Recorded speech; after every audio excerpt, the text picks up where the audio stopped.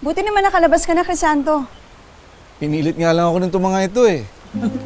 Mabuti raw sa akin yung hangin dito sa hot spring. Naku, Estong, ang dami mong lamig. Kaya siguro masakit yung likod mo. Alam ko na ho kung saan galing yung lamig na yan, Nanay Ising. Oh. Sa asawa ko. Sobrang lamig sa akin eh. Ay! Oy!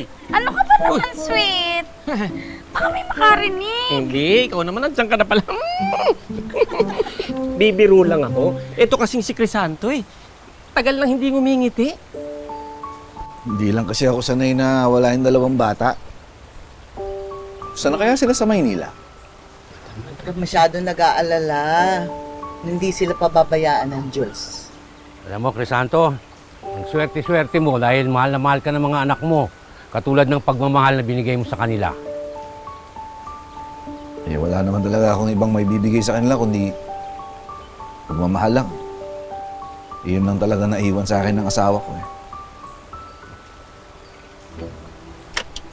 Walang magagawa pagmamahal pagdating sa mga utang. Hoy, Crisanto, kulang ng 1,000 ang pinadala ng mga anak mo. Ang money. Eh, Ano? Anak, pasensya na po eh, hindi pa ako nakakapagbenta kasi ng papag. Baka pwedeng sa susunod na lang po. no. No. I am sorry. Oh, meron akong 300 dito. Sino mag-aambag? Oh, ginawag na. Wag. Ito. 300 din. Ayan, Huwag. idagdag mo. Oh, sino pa? Sino pa mag-aambag? Ito, Sino pa? merong 200. Idagdag nyo na Oh, rin yun siya. yan. Oh, Dagdag nyo na din, ha? Aray. ito. 400. Aambag. Ito na rin paninda mo. Idagdag mo dyan. Oh.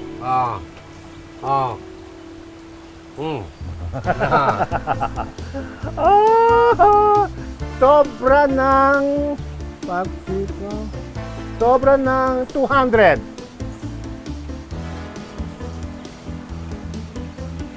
O ha? Crisanto, next month uli. Okay? Opo. Oh, Crisanto, kunin mo na yan. Dadagdagan namin yan next month. Kung makasingil ko si baklang matandang to.